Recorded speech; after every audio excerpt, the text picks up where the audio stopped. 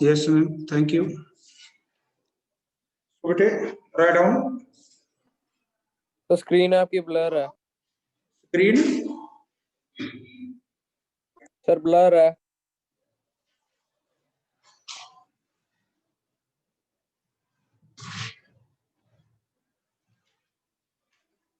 Yes. Applications of Pascal's law.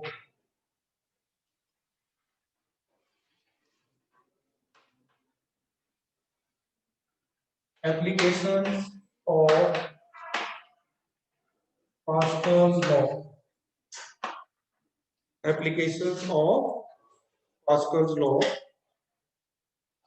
Ma'am दिखाई दे रहा है, विजिबल है properly ma'am? Yes, sir, it's visible. Yes. First बेटे hydraulic lift. Hydraulic lift. Hydraulic lift. So here is the hydraulic lift. Here is a small piston. The bottom of the piston is connected to the horizontal piping system, and here is a piston of larger cross section. So this one is the piston number 1. It is frictionless, मतलब आसानी से ऊपर नीचे चल सकता है, frictionless and liquid tight. And liquid tight. Okay, अगर इसके बीच में हमने हवा को भरना हो तो हम बोलते हैं एयर टाइट, और अगर हमने इसके बीच में लिक्विड को लेके जाना हो, प्रेस करना हो, तो उसको बोलेंगे liquid tight. Okay, so there is another piston of cross sectional area A, capital A, and the cross sectional area of this one is small a, and at the rod a heavy load is kept here. Okay, like a car. Okay, Mr. B. So if I apply a force small f in the downward direction, then the pressure on this piston that will equal to what? Pressure is equal to what? Force upon the area. This is equation number 1. Okay. Now according to Pascal's law, the same pressure is distributed at all the parts of the water liquid at the same time. मतलब ऐसा नहीं, ठीक है, ये वाला जो portion है यहाँ पे प्रेशर ज्यादा होगा तो इस जगह से इसका डिस्टेंस क्लोज है, यहाँ पे कम होगा तो उसका डिस्टेंस क्या होगा. ओके, वो हमने देखा था फुव्वारे में, देख लो, ये बैलून में देख लो, ठीक है, बैलून चाहे छोटा हो चाहे बैलून कितना बड़ा हो, अगर पूरे का पूरा पानी से भरा हुआ उसमें आपने 3 होल बनाए होंगे, तो जब आप बैलून के किसी भी हिस्से में थोड़ा सा भी अगर क्या करेंगे, प्रेशर लगाएंगे, तो हर एक पार्ट में से ना, हर एक पिन होल में से, चाहे वो पिन होल यहाँ पे है चाहे वहां पे है, इक्वल मात्रा में क्या निकलेगा, वो सॉस, इक्वल मात्रा में क्या निकलेगा, वाटर. ओके, तो इसका मतलब है जब भी हम किसी भी फ्लूइड के किसी पर्टिकुलर पार्ट में किसी पर्टिकुलर डायरेक्शन क्या लगाते हैं, पोर्शन पे, सॉरी, हम फोर्स पर एरिया लगाते हैं और प्रेशर लगाते हैं, तो वो प्रेशर जो होता है उस लिक्विड के हर एक हिस्से में उसी टाइम पहुंच जाता है ना. ओके, बट लिक्विड का ना क्या होना चाहिए, लिक्विड का मैंने आपको बताया था कि लिक्विड होना ये नॉन विस्कस होना चाहिए. कैसा होना चाहिए? नॉन. ओके, एक आपके पास पानी है, एक आपके पास हनी है, विस्कोसिटी किसकी ज्यादा है? अगर हनी होगा तो यहाँ पे जितना मर्जी जोर लगा लो, इधर तक पहुंचते पहुंचते शाम हो जाएगी ना, और तब तक गाड़ी ठुक जाएगी. गाड़ी की ऑयल में जो ब्रेक में जो ऑयल भरा जाता है उसको कहते हैं ब्रेक ऑयल है. हमें देखने में तो अगर यहाँ पे ब्रेक ऑयल फेंके, यहाँ पे नारियल का तेल, यहाँ पे सरसों का तेल वगैरह वगैरह, ओके, 8-9 मोबिल ऑयल, तो हमें पता चलेगा कौन सा क्या होती है, लेकिन वो उनकी फिजिकल प्रॉपर्टी है. आजकल आप गाड़ी की सर्विस कराने जाएंगे स्कूटी की, तो वो जो मोबिल ऑयल डालते हैं वो सर्दियों में डालते हैं जिसकी कॉस्टिंग कम हो. ओके, यही कारण होता है जब आप मॉर्निंग में देखना आप स्कूटी का आप स्टार्ट किया करेंगे तो जो मोबिल ऑयल बीच में मोबिल ऑयल होता है वो ठंड के कारण जम जाता है ना, मतलब उसकी डेंसिटी ज्यादा हो जाती है, विस्कस हो जाता है. ओके, और फिर जब आप बैटरी से स्टार्ट करते हैं तो फिर आपकी स्कूटी पता है कैसे एनर्जी निकालती है. बेटर होगा भी आप अपनी बैटरी के ऊपर एक गर्म पानी फेंक लें और एक तो गर्म पानी के डब्बे इंजन के ऊपर फेंक लेना, फिर उसको किक से स्टार्ट करें थोड़ी देर उसको. ओके, गर्म पानी जो फेंकेंगे उससे मोबिल ऑयल की क्या होगी, विस्कोसिटी थोड़ी कम होगी। ओके, हाँ, तो ये जो लिक्विड होता है इसमें हाइड्रोलिक ब्रेक में, that should be incompressible. Incompressible का मतलब होना चाहिए अगर इसका वॉल्यूम यहाँ पे 1 क्यूबिक मीटर है तो जितनी मर्जी जितनी डायरेक्शन से इसके ऊपर प्रेशर डाल दो ना, इसका वॉल्यूम कम नहीं होना चाहिए। कितना होना चाहिए, 1 का 1 नहीं रहना चाहिए, मतलब कंप्रेस नहीं होना चाहिए। अगर वो कंप्रेस हो गया तो प्रेशर पूरा नहीं पहुंचेगा। that should be incompressible, that should be non-viscous, that should be non-viscous. Okay, so therefore today now here the force, इसके ऊपर फोर्स लगेगी क्योंकि हमें प्रेशर कितना पहुंच गया P, so therefore pressure here is equal to what, that is equal to this force upon area. So how much force is worked here, force is equal to pressure which is produced by me on this motor piston into what, area. What is pressure? Force of pressure is equal to force upon pressure is equal to what? तो बेटे यहाँ ये जो बड़े वाला question है इसके ऊपर जो फोर्स लगेगी in our direction that is equal to pressure at this point, और प्रेशर कितना होगा, प्रेशर कितना होगा, कितना यहाँ पर स्मॉल पिस्टन के ऊपर डेवलप हुआ। Okay, into, so therefore pressure is equal to force upon area and force is equal to pressure into area.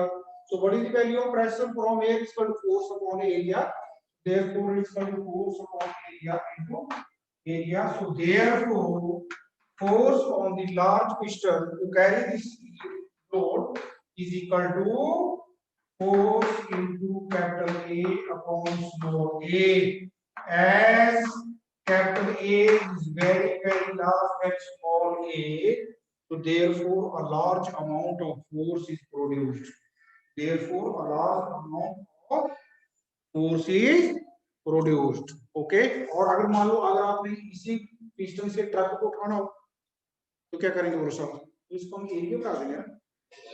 Okay, जितना आप एरिया बढ़ाते जाएंगे फोर्स उतनी क्या होती जाएगी बोलो साहब, डेवलप होती जाएगी। Okay okay, so now next is hydraulic brakes. Hydraulic brakes, hydraulic brakes, hydraulic brake number 2, hydraulic brake, hydraulic brake. आजकल जितनी भी गाड़ियां आ रही है ठीक है, प्रेशर वाली गाड़ियां आ रही है, प्रेशर जितनी गाड़ी में ब्रेक लगती है वो प्रेशर ब्रेक है।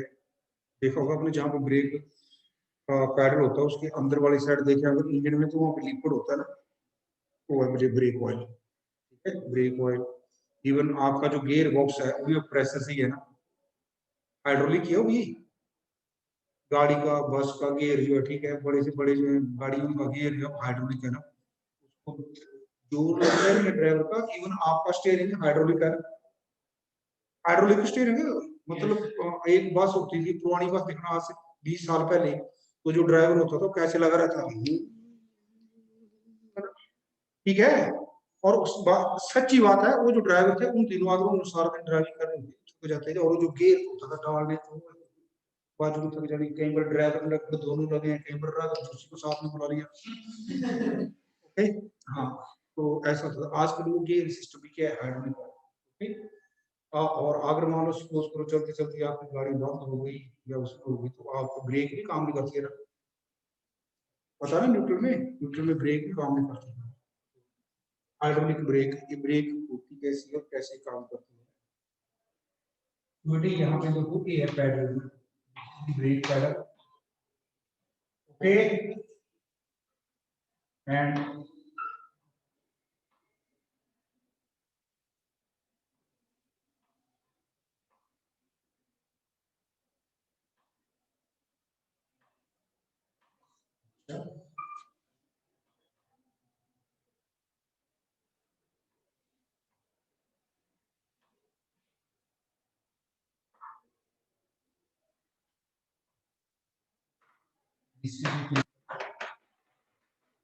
इसको बोल देते हैं master cylinder, master This is the brake pedal. Okay. And here is the distribution of brake oil. Incompressible long viscous brake oil, and now it is distributed to wheels. ये अगला tyre आ गया, ये दूसरी साइड का अगला tyre आ गया, फिर यहीं से पीछे चला गया। ओके, अगर मल्टी एक्सल गाड़ी है तो उसकी एक टायर को आ गया, फिर दूसरे टायर को आ गया। ओके ओके सर, ये तीसरे टायर को चला गया, फिर चला गया चौथे टायर को। ओके, यहाँ पे ये टायर है, यहाँ पे व्हील्स और ये व्हील। ओके, मैं इसी का बताता हूँ। अब लिसन बड़े ध्यान से ना, अगर कहीं से भी ये पूरी ट्यूबिंग है, अब उसमें मान लो किसी ने छोटा सा छेद कर दिया तो बस एक प्रेशर की वजह से लीक हो जाएगा, और जितना मर्जी ड्राइवर दूर से दबा ले ब्रेक नहीं करेगा। समझिए ना? देखो अब लगती कैसे है, ब्रेक टायर के बीच में कैसे लगती है, देखो मेरे ध्यान से। ये बेटे आपका रिम है, क्या है? रिम, समझ रहे ना, जिसके ऊपर टायर चढ़ता है। रिम, अगर रिम को खोल दे तो अंदर आता है ड्रम, गोल सा डोंगा है। ओके, ड्रम जो होता है, रिम ने एक साइड से ड्रम को फोड़कर उसके ऊपर हम टायर चढ़ाते हैं ना। ये जो ड्रम आ गया बेटे, मैं इसी को मान लो ड्रम, ठीक है, बार बार बड़ा बताता हूँ। ये आ गया ड्रम। इस ड्रम के अंदर वाली साइड जो होता है क्या होता है, यहाँ पे ये लगा होता है बेटे डबल पिस्टन है ना, बोथ साइड को पिस्टन लगा होता है, एक यहाँ पे डबल पिस्टन लगा होता है।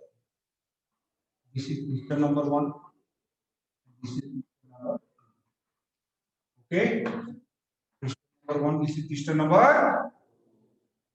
ओके। और इस पिस्टन से जो आपका ब्रेक लेदर, सुनो तो ब्रेक लेदर, वो जो ब्रेक लेदर है वो कैसा होता है यार, पिस्टन से और से ब्रेक लेदर कैसा होता है, ये ब्रेक लेदर आपका ये, और यहाँ पे इसका दूसरा क्या एंड है, ऐसे होता है ब्रेक लेदर। सेमी सर्कल से देखिए होंगे आपने मोटरसाइकिल की ब्रेक लेदर, देखिए साइकिल का होता है ना रबड़ का, जो दूसरे होते हैं स्कूटर मोटरसाइकिल या गाड़ी के ब्रेक लेदर ऐसे होते हैं ना, मतलब ऐसे जैसे मेरा हाथ है, और यहाँ पे होता है वो मटेरियल जो जमाया होता है ना। ओके, यहाँ पे आओगे ए ब्रेक लेदर, यही वो चीज है, अगर ये गिल्ला हो जाए तो ब्रेक कम लगती है, समझिए। ये ब्रेक लेदर है। दूसरा जो ब्रेक लेदर है वो यहाँ पे है, उसको भी हमने ऐसे जोड़ा है, और उसका भी ये सिस्टम जो है यहाँ पे, दोनों का जो एक एंड है कॉमन एक ही बोल्ट से ना, तो ये जो है मतलब मूवेबल जॉइंट है, क्या है? मूवेबल, जैसे ये जॉइंट है यहाँ से हिल जाते हैं, समझ गए ना? देखना, इसका दूसरा आ गया क्या, ये आ गया ब्रेक लेदर, और ये क्या हमारा ड्रम है, ड्रम घूम रहा है, समझ गया मेरी बात? अब ड्राइवर ने क्या देखा आगे, वो सोर्स ड्राइवर ने देखा कि आगे उसको एकदम इमरजेंसी ब्रेक लगाने पड़ेगी, तो जैसे ये ब्रेक लगाएगा सारे का सारा प्रेशर दोनों पिस्टन पे प्रेशर पड़ेगा, जैसे प्रेशर ऐसा पड़ेगा तो दोनों को दोनों ड्रम जाके ये ब्रेक लेदर ड्रम से चिपक जाएंगे, ऐसे चौड़े होके ना, देखो ड्रम यहाँ घूम रहा है, और तो जैसे ब्रेक पड़ेगी प्रेशर पड़ेगा तो एकदम ऐसा हो जाएगा जोर से, और ड्रम को रोक देंगे ना। ओके ओके, अब अगर ड्राइवर ब्रेक उसमें से पैडल के ऊपर से पैर उठाता है तो दोबारा ब्रेक वाले पीछे बढ़ जाता है ना, तो उसके लिए भी यहाँ पे स्प्रिंग लगा होता है। ओके, जैसे वहां से पैर उठाएगा, इस स्प्रिंग दोबारा इसको क्या करेगा, रोज कर देगा, और फ्लूइड फिर अपनी जगह चल जाएगा। Okay, so this is the mechanism how hydraulic brake works. Okay, this is the mechanism how a hydraulic brake works. Yes, Sute, open your book. There is example. 2 syringes of different cross-sectional areas without needles. Needle की जरूरत नहीं है, okay? Okay. Filled with water are connected with a tightly fitted rubber tube filled with water. Diameter of smaller piston and larger pistons are 1 centimeter and 3 centimeter respectively. आपका NCERT का example है, okay? Example number, yes बेटा जी, example number 10.5. Okay, page number 252. Yes. 3 centimeter. Find the force on the larger piston when the force on of 10 Newton is applied to the smaller piston. B part पूछ रहा है. The smaller piston is pushed in through 6 centimeter. How much does the larger piston move out? Okay. हाँ, बेटा देखो इधर question क्या है, आप समझाओगे. रेंज तो देखी होगी आपने ना. ओके, उसके साथ फिर लिखोगे अगर उसमें नीडल ना हो. नीडल के साथ नहीं. तो बेटा here is needle number 1. Okay, this is needle number 1. A इसका क्वेश्चन आ गया. And this needle is without syringe. syringe नहीं लगी इसके साथ. ओके, और इस नीडल का जो डायमीटर है, diameter of this needle is 1 centimetre और रेडियस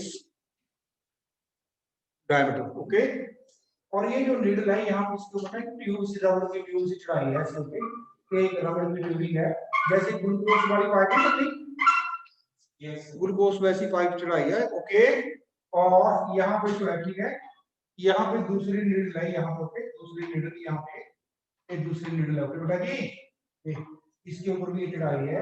और जो दूसरी नीडल है इसका जो डायमीटर है that is 3 centimetre. How much? 3 centimetre. और इन नीडल के बीच क्या भरा हुआ है? वाटर. ओके, ये कह रहा है अगर हम नीडल नंबर 1 के ऊपर D1 and this is D2, needle number 1 के ऊपर हम आगे फोर्स हाउ मच 10 न्यूटन. तो बताओ नीडल नंबर 2 पर भी स्ट्रेस. ओके, ओके बेटा. So therefore write down D1 is equal to 1 centimeter, D2 is equal to 3 centimeter, F1 is 10 Newton, F2 is sign of interrogation that we have to find. Okay, okay. Also he is saying that the smaller piston, yes, ये जो smaller piston है जब बेटे इसको press किया तो ये यहाँ से लेके यहाँ तक अंदर गया. This let is let L1. जो डिस्प्लेसमेंट है स्मॉलर में कितनी है? Let L1 is equal to 6 centimeter and find L2 displacement. वो कितना पीछे हटेगा? Okay, displacement L2. Okay, we know pressure distributed at each and every point of a liquid is same.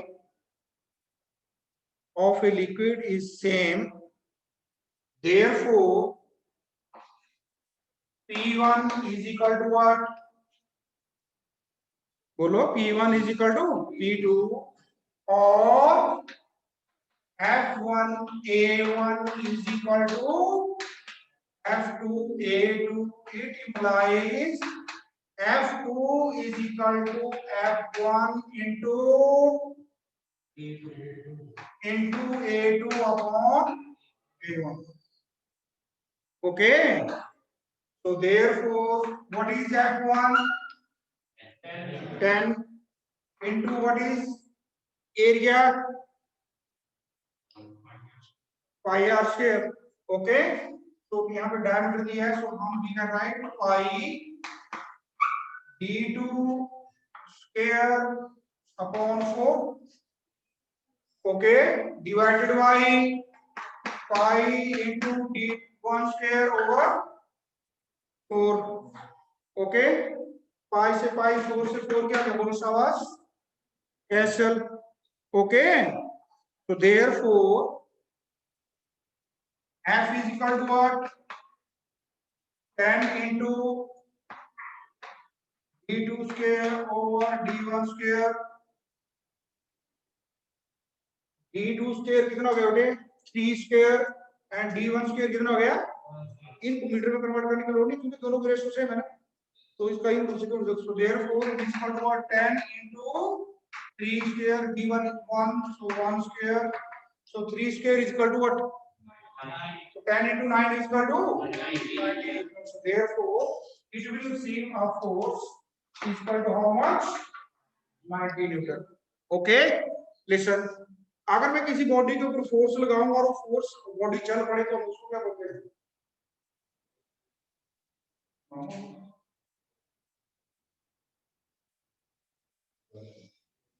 Work done. Therefore, work at this point is equal to what? W1 is equal to F1 into L1. Cause work is equal to force into displacement.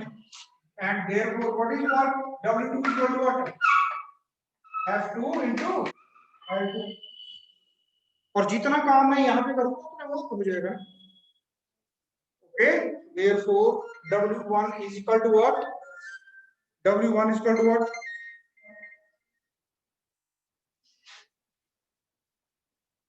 W1 is equal to what? W2 or F1 into L1 is equal to F2 into L2 or 10 into what? कितना था वो? 10 into 6 centimetre था ना? इसको metre में convert करना पड़ेगा. Okay, सो आएगा into 0.06 is equal to what? 90 into L2. So therefore, L2 is equal to 10 into 0.06 divided by 90, and it comes out to equal to 6.7 mm. 6.7 mm or 6.7 into 10 raised to power minus 3 meter. 6.7 into 10 raised to power minus 3 meter, or it is equal to 6.7 millimeter, or it is equal to 6.7 millimeter. Okay. Next question, bete. In a car, lift compressed air exert a force F1. This is example number 10.6. Yes, next 10.6 example number. A force F1 on a small piston having radius of 5 centimeter. This pressure is transmitted to a second piston of radius 15 centimeter. जो मैंने पढ़ा मैं किसका hydraulic lift अब मैंने पढ़ा बेटा ऐसे वही है पूरा है. Okay, this is smaller piston and this one is what? Larger piston. Okay, so smaller piston का जो बेटा radius दे रखी है how much? 5 centimeter, and that of larger is what? 15 centimeter. Okay, 15 centimeter. If the mass of a car to be lifted is 1350 kilogram, so here is the car kept. Okay, and the mass of this car is 1350 kilogram. तो इसका wait कितना हो गया? Wait is F2 है ना? Wait क्या रहेगा? F2 नीचे को वेट कितना है? Into g equal to what? 3500 newton है ना? Okay, so weight of the car is equal to what? और बेटा शाबाश. कितना हो जाएगा वेट इसका? So weight of the car is equal to m into g is equal to 3500 Newton. Now calculate F1. Weight what is that is F2. Calculate F1. Radius 1 is given how much? 5 centimeter. Radius 2 is given how much? 15 centimeter. What is the pressure necessary to accomplish this task? Take g is equal to 9.8. Take g is equal to 9.8. हमने 10 ही ले लिया. Okay, you can take 9.8. Okay, so therefore यही है पूरा article पीछे लगी है. यही है. यहाँ पे डायमीटर हटा के हम सीधा पाई आर स्क्वायर करेंगे. तो पीछे डायमीटर दिया था तो हमने डायमीटर की फॉर्मूला लिख लिया है. यहाँ पे रेडियस दिया तो हम क्या लिखेंगे? पाई r2 स्क्वायर. पाई r2 स्क्वायर और यहाँ पे क्या आ जाएगा? पाई r2 स्क्वायर पाई पाई क्या जाएगा? कैसे बना? ओके, हाँ. So therefore in this case आपके पास क्या आ जाएगा? रिसोर्स F2 आ जाएगा. आ जाएगा F2. हाँ. F2 नहीं, वो तो इसने लगा रखा कार ने नीचे है ना, F1 आ जाएगा, F1 कैलकुलेट करेंगे ऐसे। Yes, बेटे pressure exerted by a liquid column. Next article. Pressure exerted by a liquid column. Very, very important. Pressure exerted by a liquid column.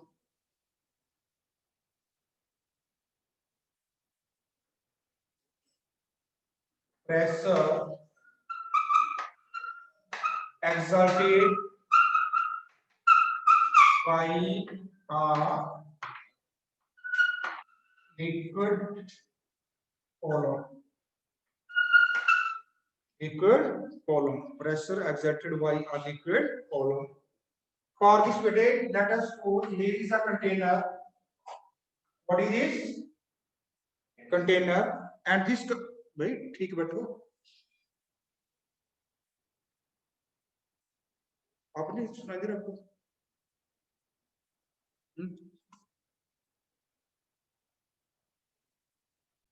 Yes. So it contains liquid. Let water. Let water. Let there is some imaginary cylinder of water inside the liquid column. Inside the liquid, okay? Imaginary का मतलब समझिए. हम ऐसा एक cylindrical डब्बा ले लें, उस डब्बे को अगर मैं भरी बाल्टी में डुबो दूं, तो डब्बे के बीच में पानी आ जाएगा. तो आप सोचो जिस डब्बे के बीच का पानी हो, बिना डब्बे के वैसे मार लें, तो इमेजिनरी सिलेंडर हो गया ना. वो क्या होगा? Imaginary cylinder. आज हम फिजिक्स लैब में जाएंगे तो बोतल क्या है मेरे को, ठीक है, वो एक्टिविटी करके बताऊंगा आपको. तो हम एक बोतल पड़ी है, ठीक है, आपको तो मैंने ट्राई होगी बाकी नाइन को जो 9th में पढ़ दिया मेरे पास ऑलमोस्ट सारे. तो यहाँ पर क्या मैंने इसमें शुरुआत की थी ना, छील याद आ रही है आपको. और जब इसको पानी से भरा तो आपने देखा कि यहाँ था काम था. वीडियो भी बड़ा मेरे पास वैसे, अभी मैंने एक्टिविटी की प्रेजेंटेशन, उसका वीडियो बड़ा मेरे पास है, लेकिन मैं आपको दिखाऊंगा. ओके, तो इसका मतलब है नीचे पर देखो, यहाँ पे जो है अगर बोतल यहाँ तक भरी है, तो यहाँ से लेके पॉइंट से लेके यहाँ तक का जो लिक्विड का कॉलम है H1, यहाँ से जो लिक्विड का कॉलम का मतलब हो गया हाइट, उसकी कितनी है मान लो H2, इसकी मान लो कितनी है H3 है ना, वगैरह वगैरह. जैसे जैसे लिक्विड कॉलम की हाइट किसी पर्टिकुलर पॉइंट से कम होती जा रही है, वैसे वैसे प्रेशर भी क्या होता जा रहा है, कम होता जा रहा है. ओके, अब यही सोच लो, ये जो बोतल है इसको बना देता हूं मैं क्या, हिमालय, और ये आ गया साडा पंजाब, अपना पंजाब हो गया. और ये अर्थ का क्या है, एटमॉस्फेयर. अर्थ का एटमॉस्फेयर क्या, वैसा ही है, अर्थ के ऊपर गैसेस भरी जैसे हमने बाल्टी में पानी भरा रखा. ओके, तो वैसे बेटे देखो, ठीक है, ये हमारा पंजाब है, पंजाब के ऊपर अर्थ एटमॉस्फेयर का जो कॉलम बहुत ज्यादा है, और हिमालय के ऊपर कम है ना. तो इसलिए प्रेशर कहाँ ज्यादा है. ओके, और जहाँ पे प्रेशर ज्यादा होगा वहाँ पे डेंसिटी भी ज्यादा होगी, इसलिए आसानी से सांस आती है. और उठा के अगर मैं आपको हिमालय पे ले चलूं, जैसे हनुमान जी ने रामचंद्र और ले रहे थे, तो वहाँ पे मेरे सांस फूल जाएगी, मैं आपको कैसे उठा पाऊंगा, समझ गए. इसलिए वहाँ पे डेंसिटी क्या है, कम है. ये मेरे ख्याल से मैंने पहले डिस्कस कर लिया है. ओके, एक कांसेप्चुअल क्वेश्चन ये आपने करने होते हैं टीचर के करवाने के, फिर टीचर बीच में डिस्कस करता है. Okay, so now this is what, इसी के ऊपर और भी क्वेश्चन बहुत आते हैं प्रेशर का ना. मतलब अगर किसी बॉल को अगर आप क्या करें पुरुष तो ग्रेविटी का भी आ गया. ग्रेविटी का भी ये फर्क है ना, अल्टीट्यूड के साथ ग्रेविटी कम होती है, तो 10 किलोमीटर ऊपर चले तो ग्रेविटी कम हो गया. तो जहां पे ग्रेविटी कम होगी वहां पे फोर्स ऑफ अट्रैक्शन भी क्या होगी, कम. ये हवा, अर्थ वहां पे हवा की मॉलिक्यूल्स को कम खींचती है, यहाँ पे ज्यादा खींचती है. ओके, चलो आ जाओ. सो बेटे अब देखा आपने नंबर 1 एक देखा आपने, पानी निकला था बोतल में से, वो कितने एंगल पे ऊपर निकला था, 90 डिग्री. ओके, अगर मान लो सपोज करो मेरे पास एकदम खाली डब्बा हो, ओके, ग्लास का, और उसमें चारों तरफ ऊपर नीचे दाएं बाएं मैंने सुराख बनाए हो, और उसको मैं एकदम पानी में डुबो दूं, तो आप देखिए यहाँ से पानी नीचे को आएगा, यहाँ से ऐसे अंदर आएगा, यहाँ से ऐसे अंदर आएगा, और यहाँ से ऊपर को आएगा. आप समझिए.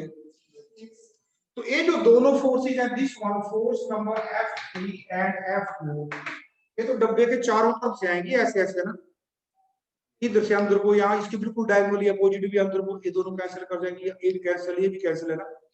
हर पॉइंट के ऊपर जो फोर्सेज होगी, जितनी फोर्सेज होगी उतनी यहाँ पे होगी, कैंसिल कर जाएगी, जितनी यहाँ होगी इसके अपोजिट होगी, कैंसिल कर दिया। मतलब इस वाली साइड पे जितनी भी फोर्स होगी पानी के अंदर को आएगा, उस को क्या करेगा, कैंसिल करेगा। लेकिन यहाँ पे लिक्विड का हाइट क्या है, कम है, और इस वाला जो सरफेस है यहाँ पे लिक्विड की हाइट क्या है, ज्यादा है। Okay, area of cross section इस वाले फोर्स का भी ये है और दूसरे वाले फोर्स का भी ये है। Let the pressure at this point is P2 and let the pressure at this point is what? P1. Okay. So therefore, what will be force F1? That is equal to P1 into. और इसके ऊपर force कहाँ को जा लग रही है, अंदर को लग रही है। मैंने थोड़ी बोला पानी को या डब्बे को तो अंदर को आ रहा। इससे मतलब है जब भी हम किसी लिक्विड को कंटेनर में भरते हैं तो वो लिक्विड कंटेनर की वॉल्स के ऊपर हमेशा परपेंडिकुलर फोर्स डालता है। और मैंने क्या से लिखवाया था नहीं आपको, how the exert pressure of thrust, मेरे को लग रहा है लिखवाया शायद, how a liquid exert pressure of thrust, है ना, लिखवाया ना। कॉज क्या तो ही है, इतनी जल्दी भूल जाते हैं, और आने वाले टाइम में होता सर नहीं कराया, चलो गलत मान गया। अच्छा समझ गए, तो फोर्स आप बताओ मेरे को, pressure area, force equal to what, यहां पे force F2 that is equal to what, P2 into A। तो अगर P1 और F1 को मैं कंपेयर करूं तो एरिया तो दोनों सेम है ना, P2 is greater than what, तो इसलिए जो फोर्स ऊपर को लग रही है F2 is greater than what, F1। आप जब कभी पानी में गिर जाओ, पानी कभी आपको डूबने देता, वो हमेशा आपको नीचे से फोर्स लगाता है। और जितना आप चौड़ा होके फैलेंगे, अपना मान लो डूब रहे हैं तो अपने पाँव के नीचे कुछ लकड़ लुको ले लें जैसे है, जितना इसका एरिया होगा उतनी फोर्स लगेगी ना। ये कारण होता है, देख रहे आपने जो पानी के ऊपर चलते हैं वो क्या करते हैं, ऐसे स्केटिंग स्काटिंग से वो बड़ी लहर ऊपर जाते हैं ना, समझ गए, फोर्स लगाता है। ओके सर, और ये जो फोर्स है, ये जो फोर्स है इसका जो क्या है, प्रेशर है, ये प्रेशर कितना होता है, फोर्स लगाएगा, फोर्स कितनी होगी, so mass into acceleration due to gravity, mass into acceleration due to gravity. अगर मान लो इसका वॉल्यूम की इमेजिनरी सिलेंडर है, इसका लेंथ कितनी है, एल और एरिया क्रॉस सेक्शन ये है, तो वॉल्यूम कितना हो गया, L, and let the density of the liquid is rho, तो मास कितना हो गया, वॉल्यूम इनटू डेंसिटी, तो वॉल्यूम कितना आ गया, बोलो, A into L into density। Okay, और therefore वेट कितना आ गया, और वेट कितना आ गया,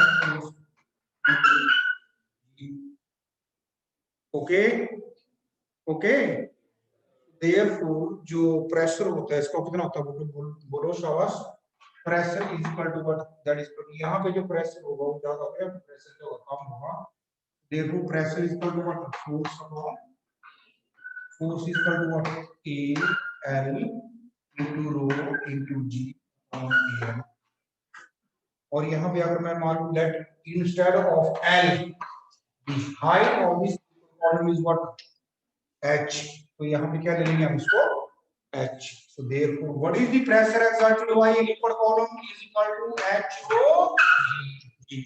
Okay, pressure exerted by a liquid column is equal to H rho G। So therefore pressure of a liquid column at a point, pressure of a liquid column at a point is directly proportional to what, height of the column Height. is directly proportional to density, is directly proportional to density जितनी ज्यादा होगी pressure उतना ज्यादा होगा। अब suppose करो एक तरफ जो है इसमें पानी भरा और दूसरे कमरे में इतनी हाइट के ऊपर मरकरी है, तो मरकरी में तो हम डूबेंगे नहीं, उसका डेंसिटी 13 टाइम लगभग 13.6 टाइम 14 टाइम ज्यादा है ना, तो प्रेशर जो आपके पाँव पे लगेगा मरकरी में इंस्टेड ऑफ वाटर 14 टाइम्स क्या होगा, ज्यादा होगा। इसका मतलब जितने ज्यादा डेंसिटी बढ़ती जाएगी उतना ज्यादा आप थ्रस्ट क्या होता जाएगा, इंक्रीज होता जाएगा। Okay, and it is also directly proportional to